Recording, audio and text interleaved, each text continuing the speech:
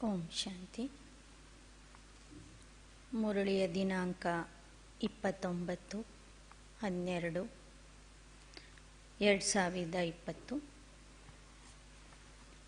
ಇಂದಿನ ಮುರಳಿಯ ಮುಖ್ಯಾಂಶಗಳನ್ನು, ಮುಖ್ಯ ವಿಷಯಗಳನ್ನು ಕೇಳೋಣ. मीठे बच्चे, संगम पर तुम ब्राह्मण संप्रदाय बने हो. तुम्हें अब मृत्युलोक के मनुष्य से अमरलोक का देवता बनना है. ಸಂಗಮ ಯುಗದಲ್ಲಿ ನೀವು ಬ್ರಾಹ್ಮಣ ಸಂಪ್ರದಾಯದವರು ಆಗಿದ್ದೀರಿ. ನೀವೀಗ ಮೃತ್ಯುಲೋಕದ ಮನುಷ್ಯರಿಂದ ಅಮರಲೋಕದ ದೇವತಾ ಆಗ್ತಾ ಇದ್ದೀರಿ. प्रश्न: तुम बच्चे किस नॉलेज को समझने के कारण बेहद का संन्यास करते हो? उत्तर: तुम्हें ड्रामा की यथार्थ नॉलेज. तुम जानते हो ड्रामा अनुसार अब इस सारे मृत्युलोक को भस्मीभूत होना है. अब यह दुनिया वर्थ नॉट ए पेनी बन गई.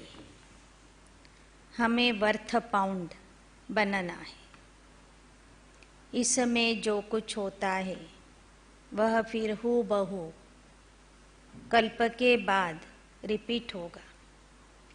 इसलिए तुमने इस सारी दुनिया से बेहद का संन्यास किया है. ಯಾವ ಜ್ಞಾನ ನಿಮಗೆ ತಿಳಿದಿರೋದ್ರಿಂದ ನೀವು ಬೇಹದ್ದಿನ ಸನ್ಯಾಸ ಮಾಡ್ತೀರಿ? ಉತ್ತರ: ನಿಮಗೆ ನಾಟಕದ ಯಥಾರ್ಥ ಜ್ಞಾನ ಸಿಕ್ಕಿದೆ. ನಾಟಕದ ಅನುಸಾರವಾಗಿ ಇಡೀ ಮೃತ್ಯುಲೋಕ ಭಸ್ಮೀಭೂತ ಆಗಲಿದೆ ಅನ್ನೋದು ಸಹ ನಿಮಗೆ ಗೊತ್ತಿದೆ. ಈ ಜಗತ್ತು ಇವತ್ತು ಕವಡೆ ಸಮಾನ ಆಗಿದೆ, ಮತ್ತೆ ನಾಳೆ ವಜ್ರ ಸಮಾನ ಆಗ್ತದೆ. ನಾವು ಮಕ್ಕಳು ಸಹ ಕವಡೆ ಸಮಾನ ಆದವರು ಭವಿಷ್ಯದಲ್ಲಿ ಮತ್ತು ಈ ಸಂಗಮ ಯುಗದಲ್ಲಿ ವಜ್ರ ಸಮಾನ ಆಗಿದ್ದೇವೆ. ಈ ನಾಟಕದಲ್ಲಿ ಏನು ನಡೀತಾ ಇದೆಯೋ ಅದು ಹೂಬಹು ಕಲ್ಪದ ಹಿಂದಿನಂತೆ ನಡೀತಾ ಇದೆ. ಆದ್ದರಿಂದ ನಿಮಗೆ ಈ ಪ್ರಪಂಚದ ಮೇಲೆ ಬೇಹದ್ದಿನ ವೈರಾಗ್ಯ ಬರ್ತದೆ. ಗೀತ್: ಆನೆ ವಾಲೆ ಕಲ್ ಕಿ तुम तकदीर हो. ओम शांति. बच्चों ने गीत की लाइन सुनी. आने वाला है अमरलोक, यह है मृत्युलोक. ಬರುವಂಥ ಭವಿಷ್ಯಕಾಲದ ಭಾಗ್ಯವಂತರು, ಭಾಗ್ಯವಿಧಾತರು ನೀವಾಗಿದ್ದೀರಿ ಅಂಥೇಳಿ ಚಿಕ್ಕ ಮಕ್ಕಳನ್ನು ಕುರಿತು ಬರೆದಿರುವಂತಹ ಹಾಡಿದು. ಬಾಬಾ ಹೇಳ್ತಿದ್ದಾರೆ, ನೀವೆಲ್ಲ ನನ್ನ ಮಕ್ಕಳು, ಭವಿಷ್ಯದ ಭಾಗ್ಯವಂತರು, ಇಡೀ ಜಗತ್ತಿನ ಭಾಗ್ಯ ರೂಪಿಸುವಂಥವರು. ಬರುವಂತಹ ಅಮರಲೋಕಕ್ಕೆ ನೀವು ಹೋಗ್ತಾ ಇದ್ದೀರಿ. ಇದು ಮೃತ್ಯುಲೋಕ ಆಗಿದೆ. ಅಮರಲೋಕ ಮತ್ತು ಮೃತ್ಯುಲೋಕದ ಪುರುಷೋತ್ತಮ ಸಂಗಮ ಯುಗ ಇದಾಗಿದೆ. अब बाप पढ़ाते हैं, संगम पर आत्माओं को पढ़ाते हैं, इसलिए बच्चों को कहते आत्मा अभिमानी होकर बैठो. ಮೃತ್ಯುಲೋಕ ಮತ್ತು ಅಮರಲೋಕದ ಮಧ್ಯದಲ್ಲಿ, ಅಂದರೆ ಸಂಗಮ ಯುಗದಲ್ಲಿ ನೀವಿದ್ದೀರಿ. ಸಂಗಮ ಯುಗದಲ್ಲಿ ಬಾಬಾ ಆತ್ಮರಿಗೆ ಓದಿಸ್ತಾರೆ, ಶಿಕ್ಷಣ ಕೊಡ್ತಾರೆ, ಆತ್ಮ ಅಭಿಮಾನಿ ಆಗಿರಿ ಅಂತ. यह निश्चय करना है हमको बेहद का बाप पढ़ाते. ಓದುವಾಗ ನಮಗೆ ಬೇಹದ್ದಿನ ತಂದೆ ಓದಿಸ್ತಾನೆ ಎಂಬ ನಿಶ್ಚಯದಲ್ಲಿ ಕೂತ್ಕೊಳ್ಬೇಕು. हमारी एम ऑब्जेक्ट यह है. लक्ष्मी नारायण या मृत्युलोक के मनुष्य से अमरलोक का देवता बनना है. ನಮ್ಮ ಗುರಿ ಉದ್ದೇಶ ಆಗಿದೆ ಶ್ರೀ ಲಕ್ಷ್ಮೀ ಶ್ರೀನಾರಾಯಣರ ಸಮಾನ ಆಗುವುದು. ಅಂದರೆ ಮೃತ್ಯುಲೋಕದ ಮಾನವರಿಂದ ಅಮರಲೋಕದ ದೇವತಾ ಆಗುವುದು. ऐसी पढ़ाई तो कभी कानों से नहीं सुनी, न किसको कहते हुए देखा, जो कहे बच्चों तुम आत्म अभिमानी होकर बैठो. ಇಂತಹ ಶಿಕ್ಷಣವನ್ನು ಪಾಠವನ್ನು ಎಂದೂ ನೀವು ಕಿವಿಗಳಿಂದ ಕೇಳಿಲ್ಲ ಅಥವಾ ಈ ಥರ ಕಲಿಸುವುದನ್ನು ನೀವೆಂದೂ ನೋಡಿಲ್ಲ. ಯಾವುದೇ ಸತ್ಸಂಗದಲ್ಲಿ ಗುರುಗಳು ಮಹಾತ್ಮರು ಆತ್ಮ ಅಭಿಮಾನಿಯಾಗಿ ಕೂತ್ಕೊಳ್ಳಿ ಅಂತ ಹೇಳೋದಿಲ್ಲ. ಯಾ ನಿಶ್ಚಯ ಕರೋ कि बेहद का बाप हमको पढ़ाते हैं. बेहद का बाप निराकार शिव है. ನೀವು ಪ್ರತಿದಿನ ಮುರಳಿ ಕೇಳುವಾಗ ಈ ನಿಶ್ಚಯದಲ್ಲಿ ಕೂತ್ಕೊಳ್ಬೇಕು. ಬೇಹದ್ದಿನ ತಂದೆ ನಿರಾಕಾರ ಶಿವ ತಂದೆ ನಮಗೆ ಓದಿಸ್ತಾ ಇದ್ದಾರೆ ಅಂಥೇಳಿ.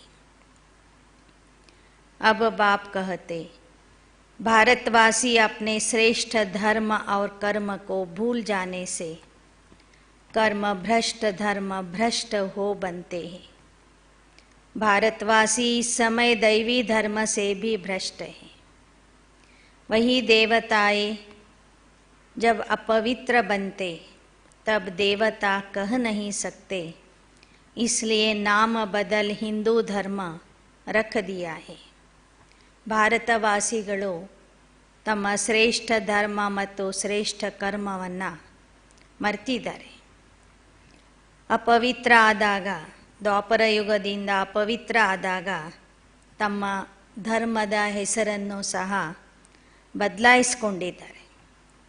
ಯಾಕೆ ಅಂದರೆ ನಾವು ದೇವತೆಗಳು ಅಂತ ಹೇಳ್ಕೊಳ್ಳಿಕ್ಕೆ ಆ ಯೋಗ್ಯತೆ ಅವರಲ್ಲಿ ಉಳಿದಿರಲಿಲ್ಲ ದ್ವಾಪರ ಯುಗದಲ್ಲಿ. ಅದಕ್ಕಾಗಿ ಆದಿ ಸನಾತನ ದೇವತಾ ಧರ್ಮದ ಹೆಸರು ದ್ವಾಪರದಲ್ಲಿ ಪರಿವರ್ತನೆಯಾಗಿ ಅದಕ್ಕೆ ಹಿಂದೂ ಧರ್ಮ ಅಂತ ಹೆಸರು ಬರ್ತದೆ. अब बाप कहते गॉड फादर एक है जो जन्म मरण रहित है. ऐसे नहीं कि नाम रूप से न्यारी कोई चीज़ है. नहीं, आत्मा का व परमात्मा का रूप बहुत सूक्ष्म है, जिसको स्टार या बिंदु कहते हैं. शिव की पूजा करते हैं, शरीर तो है नहीं. ನಿಮಗೆ ಓದಿಸೋನು ಗಾಡ್ ಫಾದರ್ ಪರಮಾತ್ಮ. ಅವನು ಜನನ ಮರಣ ರಹಿತ ಆಗಿದ್ದಾನೆ ವಿನಃ ನಾಮರೂಪದಿಂದ ರಹಿತ ಆಗಿಲ್ಲ. ಜನನ ಮರಣದಿಂದ ಮುಕ್ತ ಇದ್ದಾನೆ, ಆದರೆ ಅವನಿಗೆ ನಾಮ ರೂಪ ಎರಡೂ ಇದೆ. ಆತ್ಮದ ರೂಪ ಹೇಗೆ ಜ್ಯೋತಿರ್ಬಿಂದು ಸೂಕ್ಷ್ಮ ಸ್ವರೂಪ ಇದೆಯೋ ಹಾಗೆಯೇ ಪರಮಾತ್ಮನೂ ಸಹ ಆತ್ಮರ ಸಮಾನ ಜ್ಯೋತಿರ್ಬಿಂದು सूक्ष्माति सूक्ष्म ಆಗಿದ್ದಾನೆ. शिव की पूजा करते हैं, शरीर तो है नहीं. अब बिंदी की पूजा हो न सके, इसलिए उनको बड़ा बनाते हैं पूजा के लिए. ಆ ಶಿವನ ಪೂಜೆ ಮಾಡುವಂಥವರು ಕೇವಲ ಒಂದು ಬಿಂದುವಿನ ಪೂಜೆ ಮಾಡಲಿಕ್ಕೆ ಆಗೋದಿಲ್ಲ ಅಂತ ಹೇಳಿ ಅವನಿಗೆ ದೊಡ್ಡ ಆಕಾರದಲ್ಲಿ ಸ್ಥಾಪನೆ ಮಾಡಿ ಶಿವಲಿಂಗದ ರೂಪದಲ್ಲಿ ಅವನ ಪೂಜೆ ಮಾಡ್ತಾ ಇದ್ದಾರೆ. अब बाप कहते यह सारे विश्व के तुम मालिक थे, मैंने ही तुमको विश्व का मालिक बनाया था. अब तो तमो प्रधान दुनिया है, अनेक धर्म है, लेकिन देवता धर्म प्राय लोप हो गया है. ಈಗ ಆ ತಂದೆ ಬಂದು ಹೇಳ್ತಾ ಇದ್ದಾರೆ, ಮಕ್ಕಳೇ, ನಾನೇ ನಿಮಗೆ ದೈವಿ ರಾಜ್ಯದ ಮಾಲೀಕರನ್ನಾಗಿ ಮಾಡಿದ್ದೆ. ಅಲ್ಲಿ ಒಂದೇ ಧರ್ಮ ಇತ್ತು, ಒಂದೇ ರಾಜ್ಯ ಇತ್ತು. ಇವತ್ತು ಅನೇಕ ಧರ್ಮಗಳು ಆಗಿಬಿಟ್ಟಿವೆ.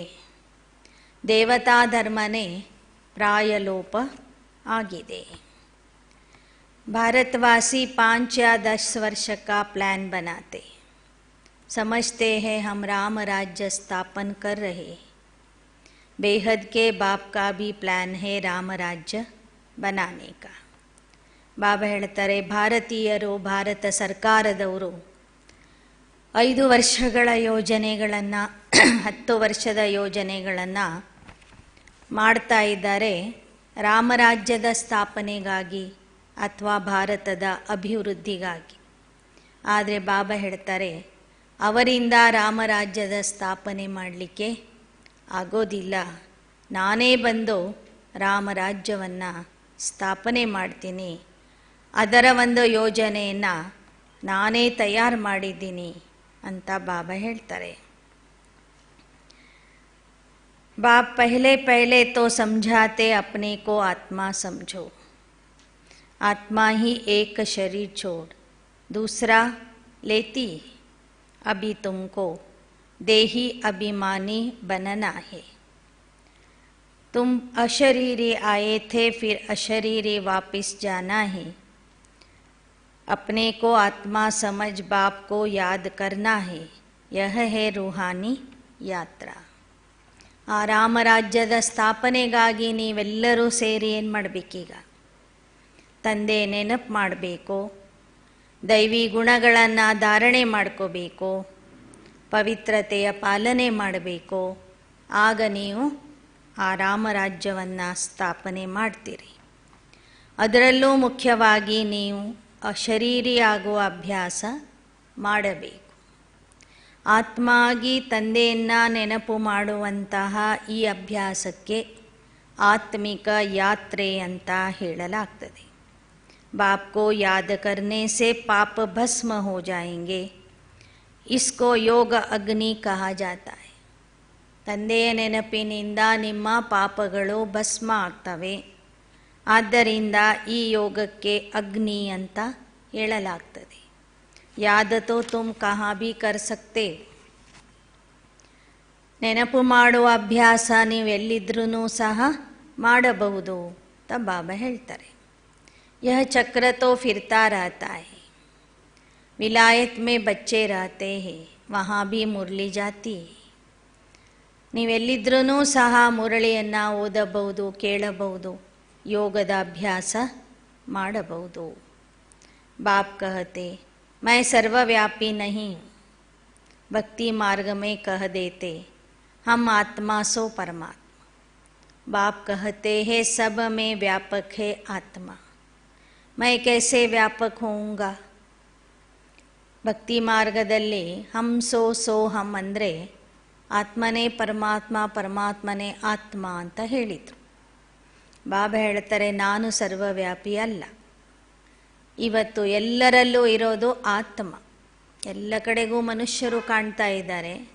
ಮನುಷ್ಯರು ಎಲ್ಲ ಕಡೆ ವ್ಯಾಪಕ ಆಗಿದ್ದಾರೆ. ಎಲ್ಲ ಮನುಷ್ಯರಲ್ಲಿ ಆತ್ಮ ಇದೆ ವಿನಃ ಪರಮಾತ್ಮ ಇಲ್ಲ. ಪರಮಾತ್ಮ ಇದ್ದಿದ್ದರೆ ಹೇ ಪತಿತ ಪಾವನ ಬಾ ಅಂತ ನೀವು ಕರಿತಿರ್ಲಿಲ್ಲ ಅಂತ ಹೇಳ್ತಾರೆ ಬಾಬಾ. ತುಮ್ ಮುझे ಬುಲಾತೆ ಹೋ ಪತಿತ ಪಾವನ್ आओ, हमको पावन बनाओ. निराकार आत्माएं सब आकर अपना अपना रथ लेती. हर एक अकाल मूर्त आत्मा का तख्त यह है. ನಿರಾಕಾರ ಆತ್ಮರು ಪ್ರತಿಯೊಬ್ಬರೂ ತಮ್ಮ ತಮ್ಮ ಭ್ರುಕುಟಿಯ ಸಿಂಹಾಸನದಲ್ಲಿ ಕೂತ್ಕೋತಾರೆ. ಪ್ರತಿಯೊಬ್ಬರ ಶರೀರ ಅಥವಾ ಭ್ರುಕುಟಿ ಅನ್ನೋದು ಅವರವರ ಆತ್ಮದ ಅಕಾಲ ಸಿಂಹಾಸನ ಆಗಿದೆ. ತಖ್ತ ಕಹೋ ಅಥವಾ ರಥ ಕಹೋ, ಬಾಪ್ ಕೋ ತೋ ರಥ ಹೇ ನಹಿ. ನಿಮ್ಮ ದೇಹ ನಿಮಗೆ ರಥ ಆಗಿದೆ ಅಥವಾ ಸಿಂಹಾಸನ ಆಗಿದೆ. ತಂದೆಗೆ ತನ್ನದೇ ಆದಂತಹ ರಥ ಇಲ್ಲ. वह निराकार गाया जाता है, इस रथ में टेम्पररी आते हैं, इनको ಭಾಗ್ಯಶಾಲಿ ರಥ कहा जाता है. ನಾನು ಇವರ ದೇಹದಲ್ಲಿ ಸ್ವಲ್ಪ ಸಮಯಕ್ಕಾಗಿ ಬರ್ತೀನಿ. ಇವರ ದೇಹಕ್ಕೆ ಅಥವಾ ಇವರಿಗೆ ಭಾಗ್ಯಶಾಲಿ ರಥ ಅಂತ ಹೇಳಲಾಗ್ತದೆ. तुम बाप को याद करते हो और पवित्र बनते हो. याद के साथ साथ मुख्य है पवित्र बनने की बात. ನೆನಪಿನ ಜೊತೆಗೆ ಮುಖ್ಯ ವಿಷಯ ಆಗಿದೆ ಪವಿತ್ರ ಆಗುವ ವಿಷಯ. ಅದರಲ್ಲಿನೇ ಮಾಯಾ ವಿಘ್ನ ಡಾಲ್ತಿ. ಯೋಗದಲ್ಲಿ ವಿಘ್ನ ಹಾಕ್ತದೆ, ಎರಡನೇದು ಪವಿತ್ರತೆಯ ಧಾರಣೆಯಲ್ಲಿ ಮಾಯೆ ವಿಘ್ನ ಹಾಕ್ತದೆ. तुम बाप को याद करते हो अपना वर्षा पाने के लिए. यह नॉलेज सब बच्चों के पास जाती है. कभी भी मुरली मिस न हो. मुरली मिस हुई गोया ಅಬ್ಸೆಂಟ್ ಪಡ್ ಜಾತಿ. ನೀವು ತಂದೆಯಿಂದ ಆಸ್ತಿ ಪಡೆದುಕೊಳ್ಳೋದಕ್ಕಾಗಿ ಅಭ್ಯಾಸ ಮಾಡ್ತಿದ್ದೀರಿ. ಈ ಜ್ಞಾನ ಎಲ್ಲಿದ್ದರೂ ನಿಮಗೆ ಸಿಗ್ತದೆ, ಮುರಳಿ ಸಿಗ್ತದೆ. ನೀವು ಮುರಳಿಯನ್ನು ಪ್ರತಿದಿನ ಓದಬೇಕು, ಕೇಳಬೇಕು. ನೀವು ಕೇಳದಿದ್ದರೆ ತಂದೆಯ ರಿಜಿಸ್ಟರಲ್ಲಿ, ಬಾಬನ ಹತ್ತಿರ ನಿಮ್ಮ ರಿಜಿಸ್ಟರ್ ಏನಿದೆ ಅದರಲ್ಲಿ ಅಬ್ಸೆಂಟ್ ಮಾರ್ಕ್ ಬೀಳ್ತದೆ. मुरली मिस गोया अब्सेंट पड़ जाती. मुरली से कहाँ भी बैठे रिफ्रेश होते रहे, श्रीमत पर चलना पड़े. ಬಾಬಾ ಹೇಳ್ತಾರೆ, ಮುರಳಿ ಕೇಳೋದ್ರಿಂದ, ಓದೋದ್ರಿಂದ, ಮುರಳಿಯ ಬಗ್ಗೆ ವಿಚಾರ ಸಾಗರ ಮಂಥನ ಮಾಡೋದ್ರಿಂದ ನೀವು ರಿಫ್ರೆಶ್ ಆಗ್ತೀರಿ, ಉತ್ಸಾಹ ಉಲ್ಲಾಸ ಬರ್ತದೆ ನಿಮ್ಮಲ್ಲಿ. ಆದ್ದರಿಂದ ಮುರಳಿ ಓದಬೇಕು ಎಂಬ ಶ್ರೀಮತವನ್ನು ಸರಿಯಾಗಿ ಪಾಲನೆ ಮಾಡಿರಿ. बाहर में जाते हैं तो भी बाप समझाते, पवित्र जरूर बनना है, वैष्णव होकर रहना है. ನೀವು ಪವಿತ್ರ ಆಗಬೇಕು ಅಂದರೆ ನಿಜವಾದ ವೈಷ್ಣವರು ಆಗಬೇಕು. तुम पवित्र बन विष्णु वंशी बनते हो, वहाँ तुम वैष्णव रहेंगे, विकार में नहीं जाएंगे. ನೀವು ಪವಿತ್ರ ಆಗಿ ವಿಷ್ಣುಪುರಿಗೆ ಹೋಗ್ತೀರಿ ಅಂದರೆ ಸತ್ಯಯುಗಕ್ಕೆ ಹೋಗ್ತೀರಿ, ಅಲ್ಲಿ ನೀವು ಪಕ್ಕಾ ವೈಷ್ಣವ ಆಗಿ ಇರ್ತೀರಿ, ವಿಷ್ಣು ವಂಶದಲ್ಲಿ ಇರ್ತೀರಿ ಅಂತ ಹೇಳ್ತಾರೆ बाप राजयोग सिखाकर पावन बनाते हैं. वह है हठयोग, यह है राजयोग. इसमें परहेज बहुत अच्छी रीति चाहिए. लक्ष्मी नारायण जैसा सर्वगुण संपन्न भी बनना है. खान पान की भी परहेज चाहिए. ಹೊರಗೆ ಕಲಿಸುವಂಥದ್ದು ಹಠಯೋಗ, ಇಲ್ಲಿ ಬಾಬಾ ಕಲಿಸ್ತಿರುವಂಥದ್ದು ರಾಜಯೋಗ. ಈ ರಾಜಯೋಗದಲ್ಲಿ ಪಥ್ಯನೂ ಮಾಡಬೇಕು, ಲಕ್ಷ್ಮೀನಾರಾಯಣರ ಸಮಾನ ಸರ್ವಗುಣ ಸಂಪನ್ನನೂ ಆಗಬೇಕು. ಊಟ ಪಾನೀಯ ಬಗ್ಗೆ ವಿಶೇಷ ಎಚ್ಚರಿಕೆ ಕೊಡಬೇಕು. इसलिए बाप को याद करना है. सतयुग में और कोई राज्य नहीं था, उसको कहा जाता है सुखधाम. यह है दुखधाम, और जहाँ से आत्माएं आई है वह है शांति धाम. शिव बाबा को वंडर लगता है कि दुनिया में मनुष्य क्या क्या करते हैं. ಸತ್ಯಯುಗ ಅಂದರೆ ಸುಖಧಾಮ, ದ್ವಾಪರ ಕಲಿಯುಗ ದುಃಖಧಾಮ, ಮತ್ತು ನೀವೆಲ್ಲಿಂದ ಬಂದಿದ್ದೀರಿ ಅದು ಶಾಂತಿಧಾಮ. 3 ಧಾಮಗಳಿವೆ. ಇನ್ನು ಈ ಪ್ರಪಂಚದ ಸ್ಥಿತಿಗತಿ ನೋಡಿದಾಗ ಶುಭಾಬವ್ರಿಗೂ ಬಹಳ ವಂಡರ್ ಆಗ್ತದೆ. ಬಚ್ಚೆ ಕಮ್ ಪೈದಾ ಹೋ उसके लिए भी कितना माथा मारते रहते, समझते नहीं यह तो बाप का ही काम है. ಜನಸಂಖ್ಯೆ ಕಡಿಮೆ ಮಾಡೋದಕ್ಕಾಗಿ ಎಷ್ಟೆಲ್ಲ ತಲೆ ಕೆಡಿಸ್ಕೋತಾರೆ, ಆದರೆ ಅವರಿಗೆ ಗೊತ್ತಿಲ್ಲ ಈ ಕೆಲಸ ಪರಮಾತ್ಮಂದಾಗಿದೆ ಅಂತ. बाप झट एक धर्म की स्थापना कर बाकी सब धर्मों का विनाश करा देते एक धक से. ಬಾಬಾ ಬಂದಾಗ ಸಂಗಮ ಯುಗದ ಕೊನೆಗೆ 700 ಕೋಟಿ ಆತ್ಮರು, 700 ಕೋಟಿ ಇದ್ದಂಥ ಜನಸಂಖ್ಯೆ 9 ಲಕ್ಷಕ್ಕೆ ಬಂದು ನಿಲ್ತದೆ. ಅಂದರೆ ಬಾಬಾ ಸ್ವಲ್ಪ ಸಮಯದಲ್ಲಿ ಹೇಗೆ ಬರ್ತ್ ಕಂಟ್ರೋಲ್ ಮಾಡ್ತಾರೆ, ಜನಸಂಖ್ಯೆಯ ನಿಯಂತ್ರಣ ಮಾಡ್ತಾರೆ. ಜನಸಂಖ್ಯೆಯ ನಿಯಂತ್ರಣ ಮಾಡೋದಕ್ಕಾಗಿ ಆ ಸರ್ಕಾರದವರು ದವಾಯಿಯಾ ಆದಿ ನಿಕಾಲ್ತೆ ಹೇ ಪೈದಾ ಇಸ್ ಕಮ್ ಕರ್ನೇಕೆ, ಔಷಧಿಗಳನ್ನು ಕೊಡ್ತಾರೆ, ಫ್ಯಾಮಿಲಿ ಪ್ಲ್ಯಾನಿಂಗ್ ಅಂತ ಯೋಜನೆ ಮಾಡ್ತಾರೆ, ಮತ್ತೊಂದು ಮಾಡ್ತಾರೆ.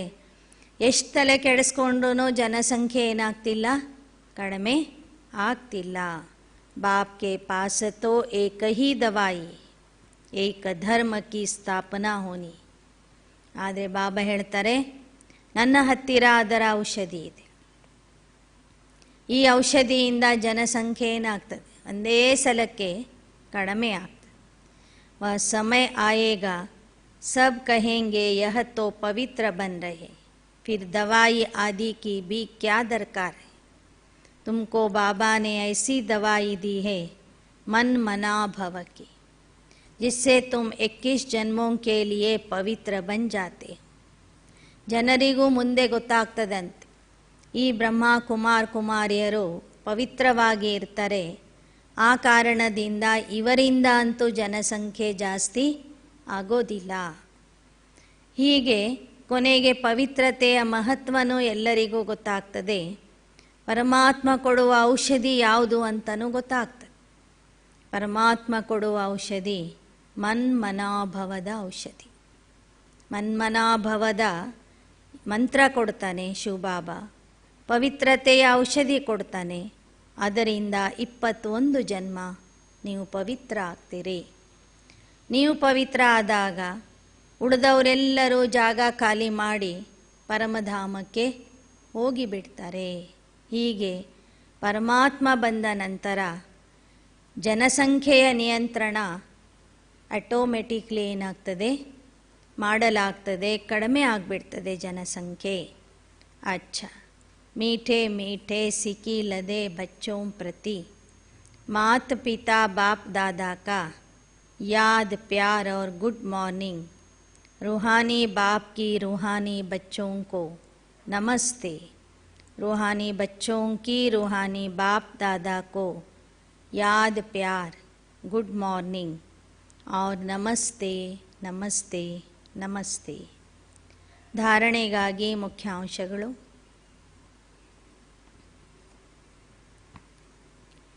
ಪವಿತ್ರ ಆಗಿ ಪಕ್ಕಾ ವೈಷ್ಣವ ಆಗಬೇಕು. ಊಟ ಪಾನೀಯ ಪಥ್ಯವನ್ನು ಸರಿಯಾಗಿ ಮಾಡಬೇಕು. ಊಟ ಪಾನೀಯ ನಿಯಮಗಳನ್ನು ಪಾಲಿಸಬೇಕು. ಶ್ರೇಷ್ಠ ಆಗುವುದಕ್ಕಾಗಿ ಶ್ರೀಮತದ ಆಧಾರದಿಂದ ಶ್ರೀಮತದ ಅನುಸಾರವಾಗಿ ನಡೆಯಬೇಕು. 2, ಮುರಳಿಯಿಂದ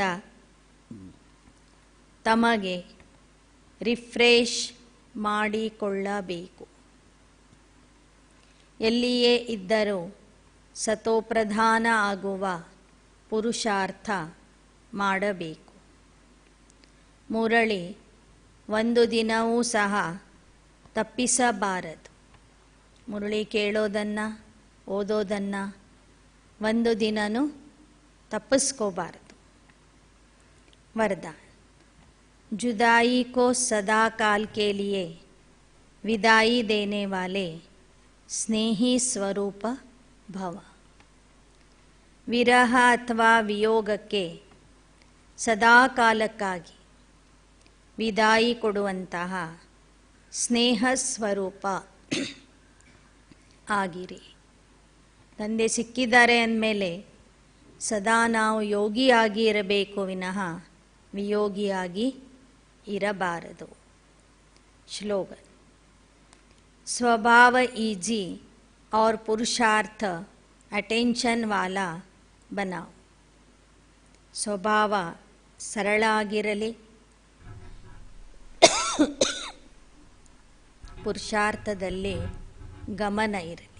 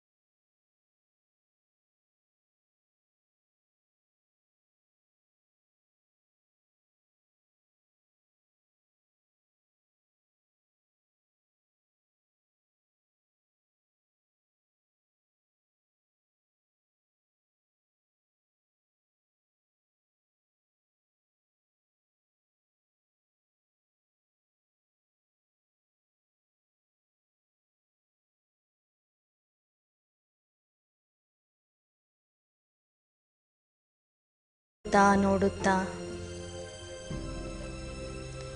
ನನ್ನ ನಯನಗಳಲ್ಲಿ ಆನಂದದ ಕಣ್ಣೀರು ಬರುತ್ತಿದೆ, ಪ್ರೀತಿಯ ಕಣ್ಣೀರು ಬರುತ್ತಿದೆ.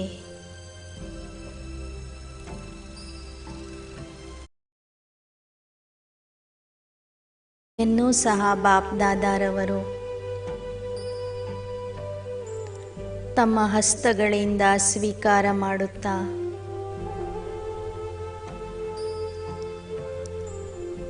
ಇದು ನೀನು ನನಗೆ ಅರ್ಪಿಸುವ ಮುತ್ತಿನ ಮಾಲೆ ಎಂದು ಬಾಬಾ ನನಗೆ ಹೇಳುತ್ತಿದ್ದಾರೆ.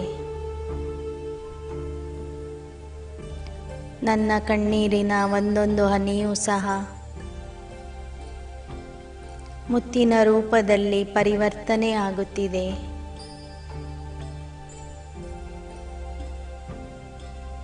ಬಾಪ್ ದಾದಾರವರು ತಮ್ಮ ವರದಾನಿ ಹಸ್ತಗಳಿಂದ ನನ್ನ ಕಣ್ಣೀರನ್ನು ಒರೆಸುತ್ತಾ ನನ್ನ ಮಸ್ತಕವನ್ನು ಚುಂಬಿಸುತ್ತಿದ್ದಾರೆ.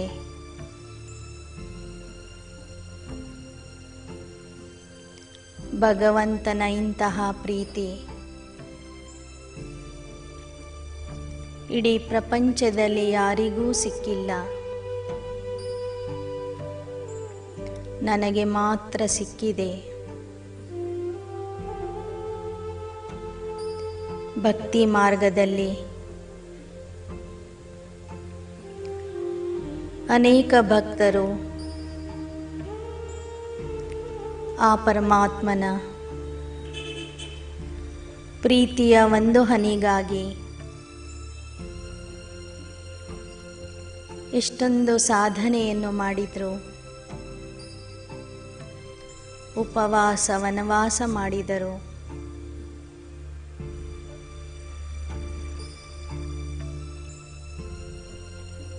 ನಿನ್ನ ಮೂರ್ತಿಯ ಮೂಲಕನೇ ಪ್ರೀತಿಯ ಅನುಭವ ಮಾಡಿದರು. ಆದರೆ ನನಗೆ ನೀನು ಪ್ರತ್ಯಕ್ಷವಾಗಿ ಸಿಕ್ಕಿದ್ದೀಯ.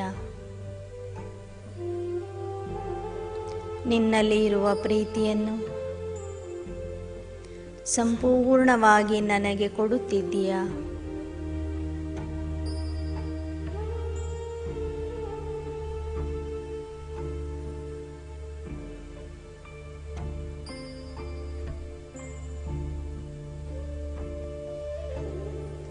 ನನ್ನನ್ನು ವಿಶ್ವದ ಮಾಲೀಕನನ್ನಾಗಿ ಮಾಡಲು ಪ್ರೀತಿಯಿಂದ ಹಗಲು ರಾತ್ರಿ ನನ್ನ ಸೇವೆಯನ್ನು ಮಾಡುತ್ತಿದ್ದೀಯ.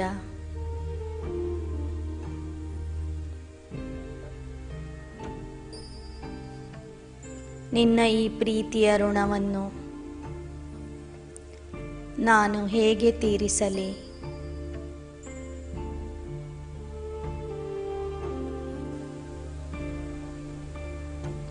ಅದರ ಪ್ರತಿಯಾಗಿ ಬಾಪ್ ದಾದಾರವರು ನನಗೆ ತಿಳಿಸುತ್ತಿದ್ದಾರೆ, ಮಗು, ನಾನು ನಿನಗೆ ಕೊಡುತ್ತಿರುವ ಪ್ರೀತಿಯನ್ನು ನೀನು ಸಹ ನಿಸ್ವಾರ್ಥ ಭಾವನೆಯಿಂದ, ಪವಿತ್ರ ಭಾವನೆಯಿಂದ, ನಿರ್ಮಲವಾದ ಭಾವನೆಯಿಂದ ನಾನು ಕೊಡುತ್ತಿರುವ ಈಶ್ವರೀಯ ಸ್ನೇಹವನ್ನು, ಆತ್ಮಿಕ ಪ್ರೀತಿಯನ್ನು ನಿನ್ನ ಸುತ್ತಲೂ ಬಾಯಾರಿಸಿದ, ಪ್ರೀತಿಗಾಗಿ ಬಾಯಾರಿಸಿದ ಆತ್ಮರಿಗೆ ನೀನು ಹಂಚುತ್ತಾ ಹೋಗು ಎಂದು ಬಾಪ್ ದಾದಾರವರು ನನಗೆ ಆದೇಶ ಕೊಡುತ್ತಿದ್ದಾರೆ.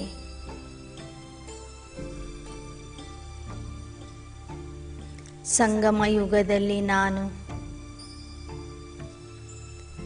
ಕೇವಲ ಪ್ರೇಮ ಸ್ವರೂಪ ಮಾತ್ರ ಅಲ್ಲ, ಮಾಸ್ಟರ್ ಪ್ರೇಮ ಸಾಗರ ಆಗಬೇಕಾಗಿದೆ.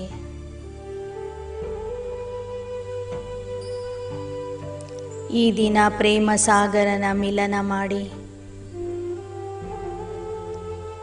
ಪ್ರೇಮ ಸಾಗರ ತಂದೆಯಿಂದ ಸಂಪೂರ್ಣ ಆ ಪ್ರೇಮದ ಸಾಗರವನ್ನೇ ನನ್ನಲ್ಲಿ ತುಂಬಿಕೊಂಡು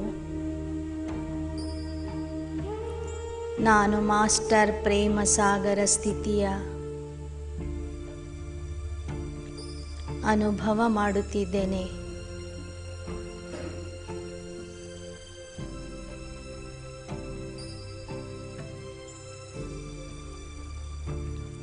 ತಂದೆ ನನಗೆ ಹೇಳುತ್ತಿದ್ದಾರೆ, ಮಗು, ನೀನು ಮೊದಲು ಪ್ರೀತಿಯನ್ನು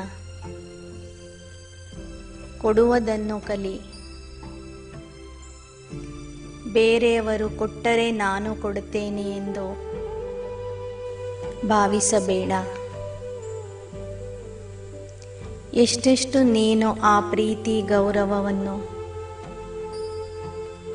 ಕೊಡುತ್ತಾ ಹೋಗುತ್ತೀಯೋ ಅಷ್ಟೇ ಆ ಪ್ರೀತಿ ಗೌರವ ನಿನಗೆ ಅನ್ಯರಿಂದ ಮರಳಿ ಸಿಗುವುದು. ಆ ಮಾತನ್ನೇ ನೆನಪಿನಲ್ಲಿ ಇಟ್ಟುಕೊಂಡು ನಾನೀಗ ನನ್ನ ಸಾಕಾರ ದೇಹದಲ್ಲಿ ಪ್ರವೇಶ ಮಾಡುತ್ತಿದ್ದೇನೆ. ಹಣೆಯ ಮಧ್ಯದಲ್ಲಿ ಮಾಸ್ಟರ್ ಪ್ರೇಮ ಸಾಗರ್ ಆತ್ಮ ಆಗಿ ಕುಳಿತಿದ್ದೇನೆ.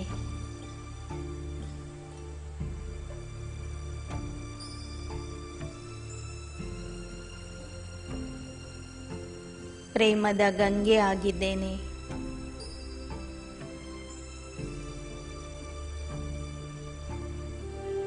ಪ್ರೇಮ ದೇವತಾ ಆಗಿದ್ದೇನೆ.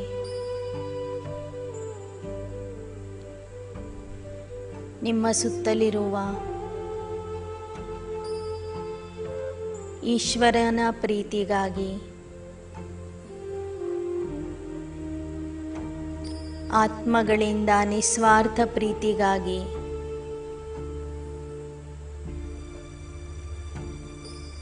ಬಾಯಾರಿಸಿದ ಆತ್ಮರನ್ನ ನಿಮ್ಮ ಸನ್ಮುಖ ಇಮರ್ಜ್ ಮಾಡ್ಕೊಳ್ಳಿ.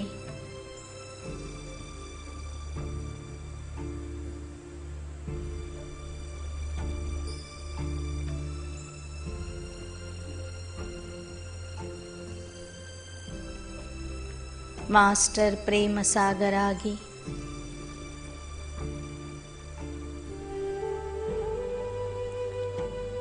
ಭ್ರಾತೃತ್ವದ ಪ್ರೀತಿಯನ್ನು ಇತರ ಆತ್ಮರಿಗೆ ಕೊಡುತ್ತಾ ಹೋಗ್ರಿ.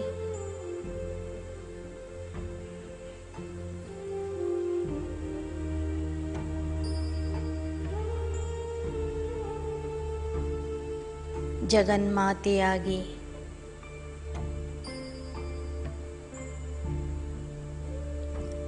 ತಾಯಿಯ ಪ್ರೀತಿಯನ್ನು ಇತರ ಆತ್ಮರಿಗೆ ಕೊಡುತ್ತಾ ಹೋಗ್ರಿ.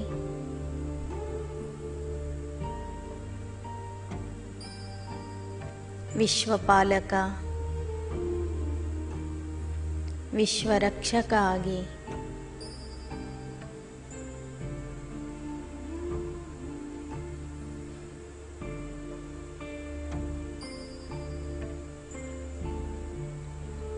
ಆ ರಕ್ಷಣೆಯ ದೃಷ್ಟಿಯ ಮೂಲಕ ನಿಮ್ಮ ಪ್ರೀತಿಯನ್ನು ಎಲ್ಲರಿಗೂ ಹಂಚುತ್ತಾ ಹೋಗ್ರಿ.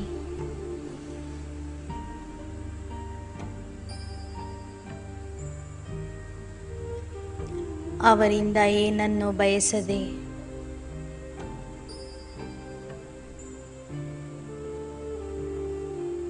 ನಿಸ್ವಾರ್ಥವಾದ ಪ್ರೀತಿಯನ್ನು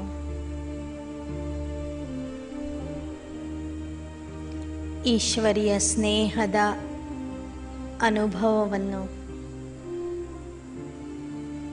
ನಿಮ್ಮ ದೃಷ್ಟಿಯ ಮೂಲಕ ಮಾಡಿಸುತ್ತಾ ಹೋಗ್ರಿ. ಒಬ್ಬೊಬ್ಬರನ್ನೇ ನೋಡುತ್ತಾ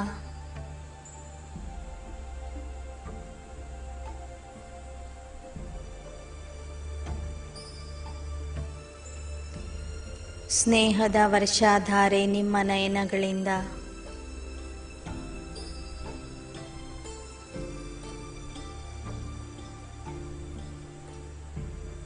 ಹರಿದು ಹೋಗಿ ಆತ್ಮರಿಗೆ ತಲುಪಲಿ.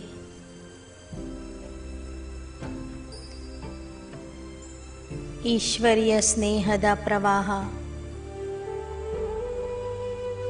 ನಿಮ್ಮ ಮೂಲಕ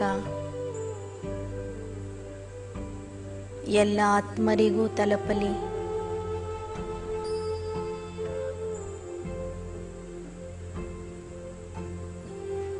ಇವತ್ತು ಪ್ರಪಂಚದಲ್ಲಿ ಎಲ್ಲರೂ ನಿಜವಾದ ಪ್ರೀತಿಯನ್ನು ಬಯಸುತ್ತಿದ್ದಾರೆ. ಆ ಪ್ರೀತಿಯನ್ನು ಅನುಭವ ಮಾಡಿಸಿರಿ.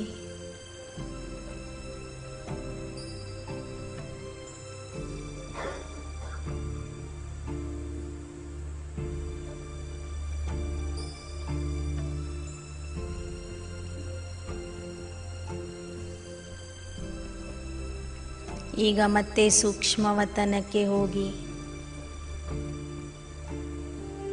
ಬಾಪ್ದಾದಾರವರನ್ನ ನಿಮ್ಮ ಸನ್ಮುಖದಲ್ಲಿ ನೋಡ್ರಿ.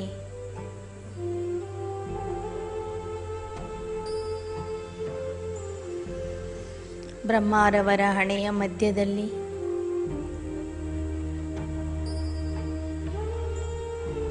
ಸಚ್ಚಿದಾನಂದ ಸ್ವರೂಪಿಯಾದಂತಹ ಆನಂದ ಸಾಗರ ತಂದೆಯನ್ನ ನಾನು ನೋಡ್ತಾ ಇದ್ದೇನೆ.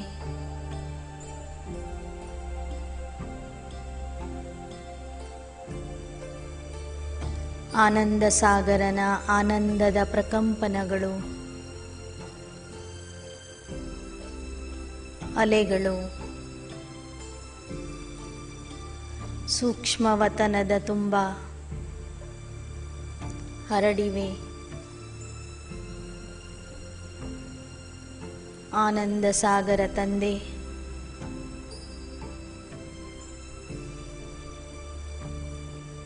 ತನ್ನ ಆನಂದದ ದೃಷ್ಟಿಯಿಂದ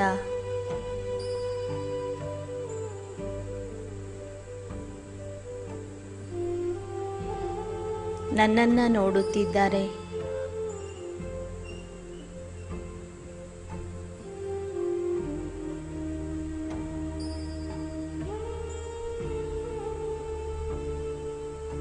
ಅರ್ಧಕಲ್ಪದಿಂದ ನಿಜವಾದ ಆನಂದವನ್ನು, ಆತ್ಮಿಕ ಆನಂದವನ್ನು ಪರಮಾನಂದವನ್ನು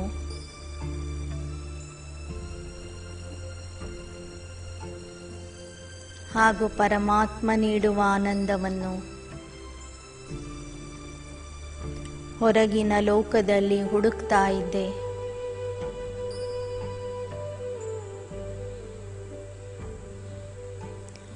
ನಾನೇ ಆನಂದ ಸ್ವರೂಪ ಆಗಿದ್ದೇನೆ ಎಂಬುದನ್ನು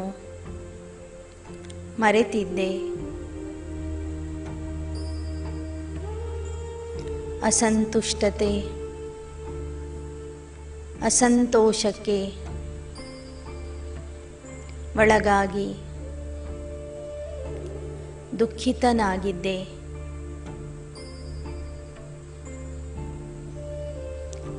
ಅಲ್ಪಕಾಲದ ಆನಂದವನ್ನು ಮನೋರಂಜನಾ ಸಾಧನಗಳ ಮೂಲಕ ಪಡೆಯುತ್ತಿದ್ದೆ. ಆದರೆ ಆ ಆನಂದ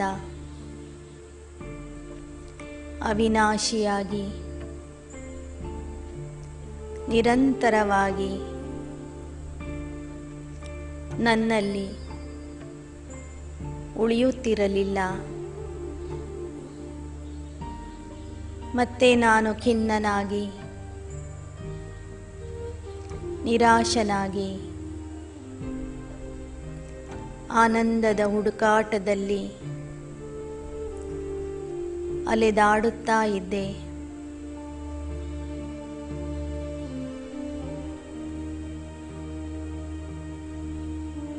ಆನಂದ ಸಾಗರನ ಮಿಲನಕ್ಕಾಗಿ ಹಂಬಲಿಸುತ್ತಿದ್ದೆ.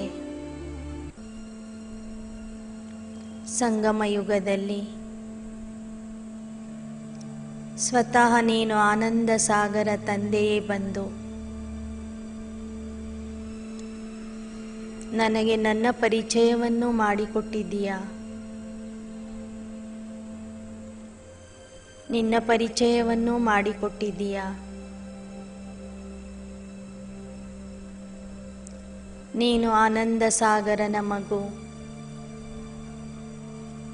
ಆನಂದ ಸ್ವರೂಪಿ ಆತ್ಮ ಆಗಿದ್ದೀಯಾ ಎಂದು ನನಗೆ ಆತ್ಮಜ್ಞಾನ ಕೊಟ್ಟಿದ್ದೀಯಾ.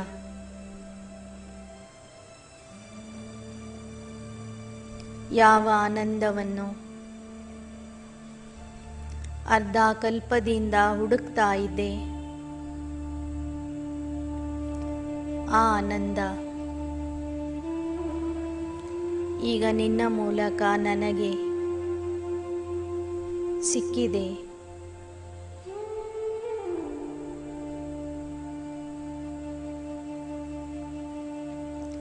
ಆ ಆನಂದದ ಅಲೆಗಳು, ತರಂಗಗಳು ಬ್ರಹ್ಮಾರವರ ನಯನಗಳ ಮೂಲಕ ಹೊರಹೊಮ್ಮುತ್ತಾ ನನ್ನ ಹತ್ತಿರ ಬಂದು ತಲುಪುತ್ತಿವೆ. ನಾನು ಆನಂದ ಸಾಗರದ ಅಲೆಗಳಲ್ಲಿ ಆನಂದದಿಂದ ತೇಲಾಡುವ, ಮುಳುಗುವ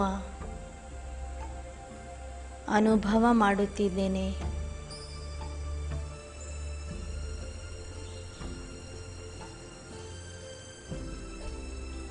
ಆನಂದ ಸಾಗರನ ದೃಷ್ಟಿಯಿಂದ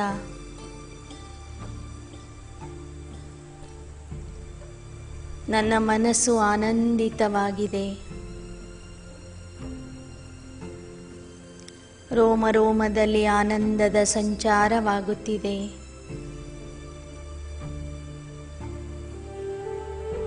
ಭಗವಂತನ ಆನಂದವನ್ನು ಪಡೆದು ನನಗೆ ರೋಮಾಂಚನೆ ಆಗುತ್ತಿದೆ.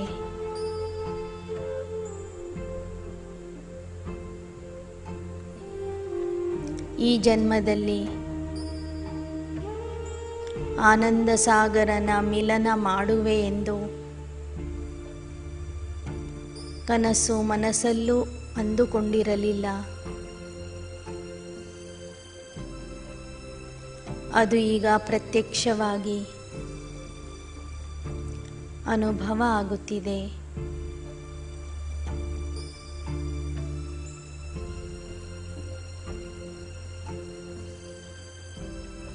ನನ್ನ ಎಲ್ಲ ಅಂಗಾಂಗಗಳು, ಮನಸ್ಸು, ಬುದ್ಧಿ, ಸಂಸ್ಕಾರ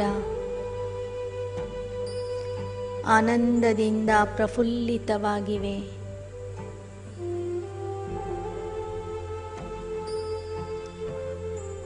ಆ ಆನಂದ ನನ್ನ ಮುಖದಲ್ಲಿಯೂ ಕಾಣುತ್ತಿದೆ.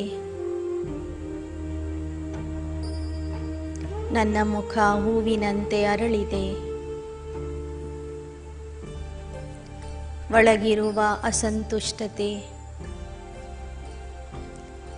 ಖಿನ್ನತೆಯ ಸಂಸ್ಕಾರಗಳು ನಶಿಸಿ ಹೋಗುತ್ತಿವೆ.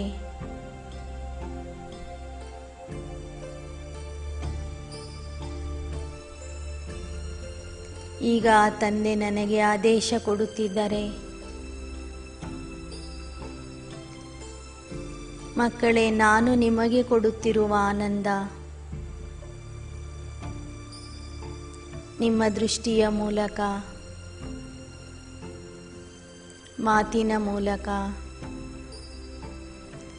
ಕರ್ಮಗಳ ಮೂಲಕ ಅಸಂತುಷ್ಟ ಆತ್ಮರಿಗೆ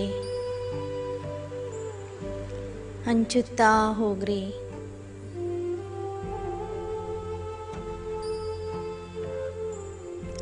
ಜೀವನದಲ್ಲಿ ನಿರಾಶೆ ಹೊಂದಿದ,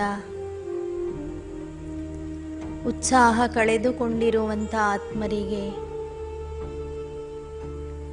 ನಿಮ್ಮ ಆನಂದದ ಸಂಕಲ್ಪದಿಂದ ಆನಂದದ ದೃಷ್ಟಿಯಿಂದ, ಆನಂದದ ಮಾತಿನಿಂದ ಆ ಸಂತುಷ್ಟ ಆತ್ಮರಲ್ಲಿ ಹೊಸ ಉತ್ಸಾಹವನ್ನು ತುಂಬಿರಿ. ಅವರ ಜೀವನದಲ್ಲಿ ಹೊಸ ಆನಂದ ಮೂಡಿ ಬರಲಿ.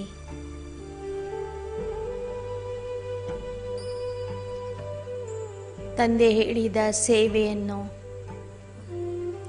ಮಾಡುವುದಕ್ಕಾಗಿ ನಾನೀಗ ನನ್ನ ಸ್ಥೂಲ ದೇಹದಲ್ಲಿ ಪ್ರವೇಶ ಮಾಡುತ್ತಿದ್ದೇನೆ. ಈಗ ನಾನು ಈ ದೇಹದ ಹಣೆಯ ಮಧ್ಯದಲ್ಲಿ ಕುಳಿತಿರುವ ಆನಂದ ಸಾಗರ ಆತ್ಮ ಆಗಿದ್ದೇನೆ. ಮಾಸ್ಟರ್ ಆನಂದ ಸಾಗರ ಆಗಿದ್ದೇನೆ. ಅಸಂತುಷ್ಟ ಆತ್ಮರನ್ನ,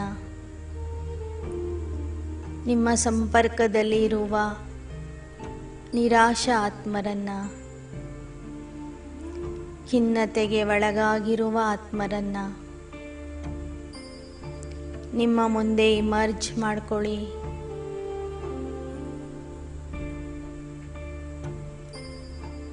ಆನಂದದ ದೃಷ್ಟಿಯಿಂದ ಅವರನ್ನು ನೋಡುತ್ತಾ ಹೋಗ್ರಿ.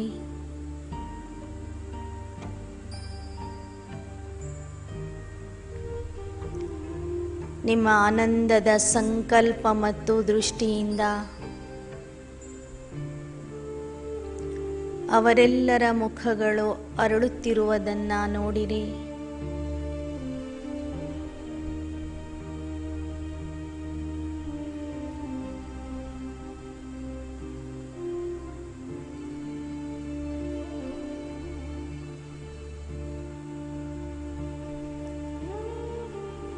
ಎಲ್ಲರ ಮನಸ್ಸು ಪ್ರಫುಲ್ಲಿತವಾಗಿದೆ.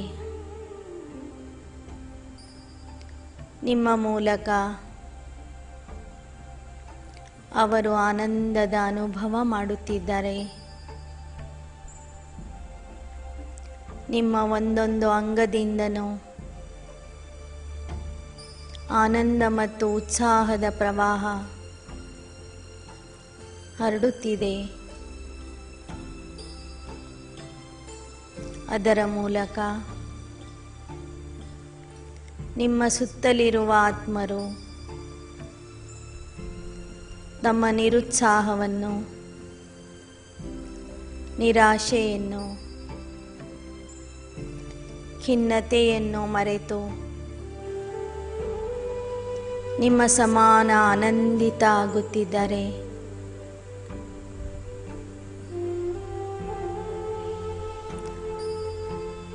ಅವರ ಮುಖಗಳನ್ನು ನೋಡಿ ನೀವು ಸಹ ಆನಂದದಿಂದ ನೃತ್ಯ ಮಾಡುತ್ತಿದ್ದೀರಿ. ಮನಸ್ಸಿನ ನೃತ್ಯ ಮಾಡುತ್ತಿದ್ದೀರಿ. ನಿಮ್ಮ ಜೊತೆಗೆ ಅವರೆಲ್ಲರೂ ಸೇರಿ ಅತಿ ಆನಂದದಿಂದ ನೃತ್ಯ ಮಾಡುತ್ತಿದ್ದಾರೆ.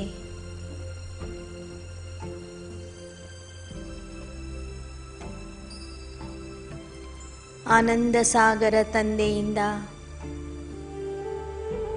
ನಿಮಗೆ ಸಿಕ್ಕಿರುವ ಈ ಆನಂದವನ್ನು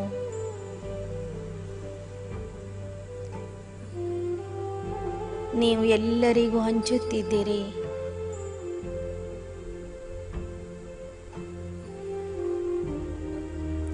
ಆನಂದದ ಮಾತುಗಳಿಂದ ಅವರಲ್ಲಿ ಉತ್ಸಾಹ ತುಂಬುತ್ತಿದ್ದೀರಿ.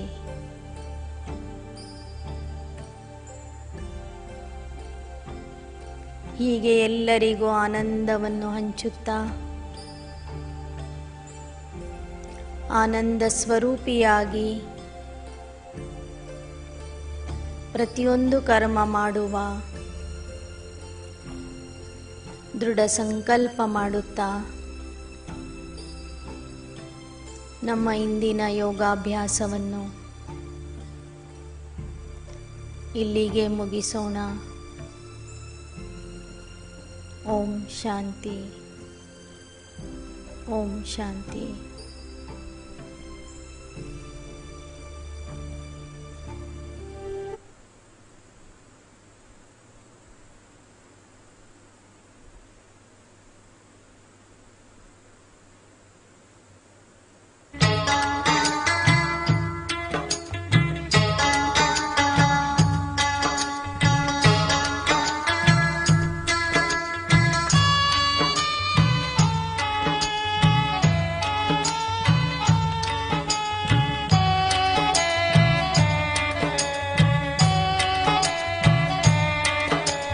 ಬಾಬಾ ನಿನ್ನ ಪ್ರೀತಿಯಲಿ ನನ್ನ ಭಾಗ್ಯವು ಬೆಳಗಿತು. ಎಂದು ನಿನ್ನ ಪಡೆದೆನು, ನಾನಂದೇ ಜಗವ ಮರೆತೆನು. ಬಾಬಾ ನಿನ್ನ ಪ್ರೀತಿಯಲಿ ನನ್ನ ಭಾಗ್ಯವು ಬೆಳಗಿತು.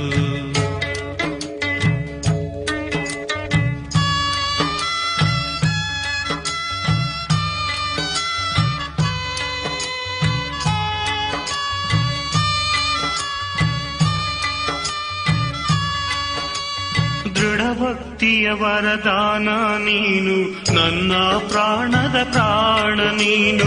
ಜೀವನದಾಯಿ ಹೂಬನದಲ್ಲಿ ಕ್ಷಣವೂ ಅಗಲದೆ ನೆರಳಿನಲಿ ನಗುವ ಸುಂದರ ಸುಮವೂ ನೀನು. ಒಡನಾಡುತ್ತಲೇ ಇರುವೆನು ನಾನು. ಬಾಬಾ ನಿನ್ನ ಪ್ರೀತಿಯಲಿ ನನ್ನ ಭಾಗ್ಯವು ಬೆಳಗಿತು.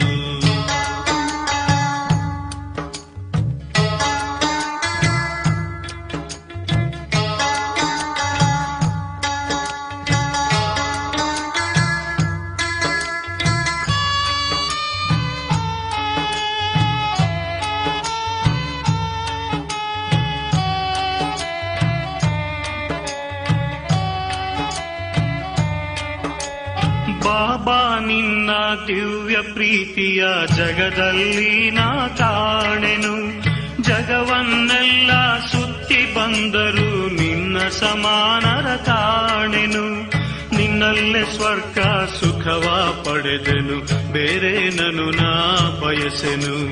ಬಾಬಾ ನಿನ್ನ ಪ್ರೀತಿಯಲಿ ನನ್ನ ಭಾಗ್ಯವು ಬೆಳಗಿತು. ಎಂದು ನಿನ್ನ ಪಡೆದೆನು, ನಾನಂತೆ ಜಗವ ಮರೆತೆನು.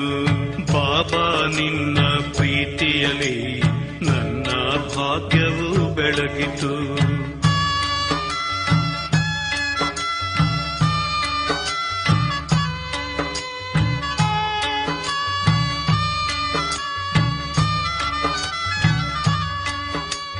ಮನದ ದರ್ಪಣದಲ್ಲಿ ಬಾಬಾ ನಿನ್ನ ಬಿಂಬವ ಕಾಣುವೆ. ನಿನ್ನ ಸ್ನೇಹದ ಸಂಗದಲ್ಲಿ ಮುದದಿ ಮಾತನಾಡುವೆ. ನಿನ್ನನ್ನು ಪಡೆದ ಭಾಗ್ಯವು ಎನಗೆ ಈ ಜಗವು ತೃಣ ಸಮಾನವು. ಬಾಬಾ ನಿನ್ನ ಪ್ರೀತಿಯಲಿ ನನ್ನ ಭಾಗ್ಯವು ಬೆಳಗಿತು. ಎಂದು ನಿನ್ನ ಪಡೆದೆನು, ನಾನಂದೇ ಜಗವ ಮರೆತೆನು.